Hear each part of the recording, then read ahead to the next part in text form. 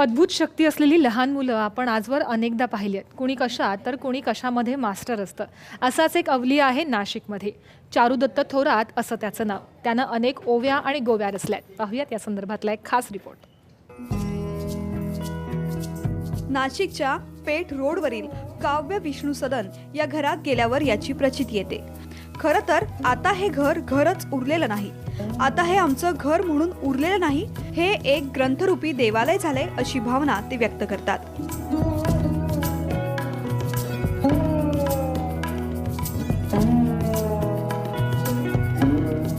घरात प्रवेश करताच घरातल्या प्रत्येक भिंतीवर, फरशीवर, दरवाजावर, टीव्हीवर प्रत्येक ठिकाणी वेगवेगळ्या प्रकारच्या ओव्या, अभंग आणि ग्रंथ लिहिलाय.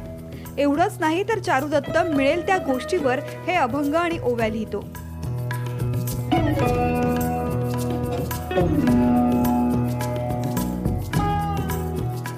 म्हणजे जसं चक्र वगैरे काढायचं काम, चक्र आपण दुसऱ्या ट्रेस पेपरवर काढायचे. जसं त्यांचं काम आहे ते भिंतीवरचं लिहून एका वहीत व्यवस्थित लिहून ते ठेवतात. बाकी मग मुलीचं काम कविता लिहिण्याचं, ती कविता लिहिते. सुट्ट्यांमध्ये असं कुठे फिरायला जायचं नाही, आमचं काम हेच. आनंद होतो आम्हाला आणि असंही वाटतं की आपण काहीतरी पुण्य केलेलं असेल, ते पुण्याचं फळ आम्हाला आज मिळालेलं आहे या रूपात. तो घरात तसं साधाच राहतो, पण जर मी त्याला काही विचारलं हे काय, तर तो त्या पद्धतीने मला सांगतो की हे काय, कसं वगैरे सगळं सांगतो. काय अनुभव एखादा हां, मी जेव्हा आमची परीक्षा राहते तेव्हा जर मी त्याला समाजशास्त्र विषयात काही विचारलं तर तो मला पूर्ण सगळं सांगतो, काय येणारे वगैरे सगळं. आणि काही काही वेळेस जे ते सांगतो तेच प्रश्न येतात. पुण्यच म्हणावं लागेल. आणि याच्या पाठीमागे जसं आमचे आईवडील आणि सासू सासरे म्हणजे त्यांचीच सर्व पुण्य आहे आमची.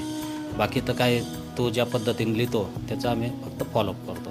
पण एक हे अद्भुत आहे, एक अभ्यास घेण्यासारखं आहे की आजच्या युगातलं जसं संत ज्ञानेश्वर, संत तुकाराम महाराज या संदर्भातलं जे लिखाण आहे त्या पद्धतीने ते चालू आहे. विशेष म्हणजे चारुदत्तने लिहिलेल्या या सगळ्या रचना त्याला स्वतःला सुचलेल्या आहेत. त्याने आतापर्यंत कुठलाही ग्रंथ किंवा पुस्तकाचा आधार यासाठी घेतलेला नाही, ज्यामध्ये नामा म्हणे, तुका म्हणे असा उल्लेख आहे.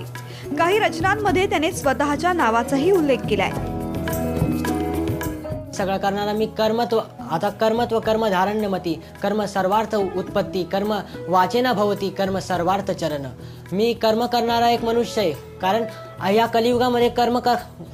कलियुगामध्ये कोणत्या गोष्टीला अर्थ आहे, कोणत्या गोष्टीचा अनर्थ आहे आणि कोणत्या गोष्टीपासून मनुष्याला चांगलं भेटणार आहे किंवा कोणत्या गोष्टीपासून मनुष्याला वाईट भेटणार आहे, या सर्वांचं उत्पत्ती सांगणारा आणि सत्य विज्ञान सांगणारा मी या विश्वाचा आणि भविष्याचा चारुदत्त महेश थोरात आहे. कसं सुचलं सगळं? कारण तू कुठली भाषा शिकलेला नाहीयेस, कुठलाही ग्रंथ वाचलेला नाहीयेस, तरी हे कसं काय?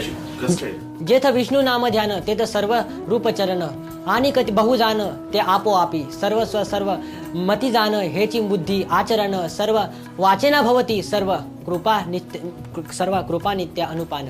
म्हणजे काय की मी जेव्हा हे करतो तेव्हा मला समजत नाही का, कारण मी ती आपोआप ते येतं. आपोआपी म्हणजे काय, आपोआप ते येतं आणि आपोआप ते येतं. परंतु मला त्याचा अर्थ कळतो आणि ते अर्थ उचित गोष्टीला कळत असतो. चारुदत्त सध्या 12वी मध्ये कला शाखेचं शिक्षण घेतोय. चारुदत्तने रेखाटलेले चक्र, लिहिलेल्या ओव्या आणि अभंगाचा अर्थ सहज समजणारा आहे. त्याच्या म्हणण्यानुसार या रचना करण्यासाठीच माझा जन्म झालाय. ज्याप्रमाणे ज्ञानेश्वरी, भागवत गीता, हरिपाठ या रचनांचा संदर्भ आज आपल्याला लागतोय.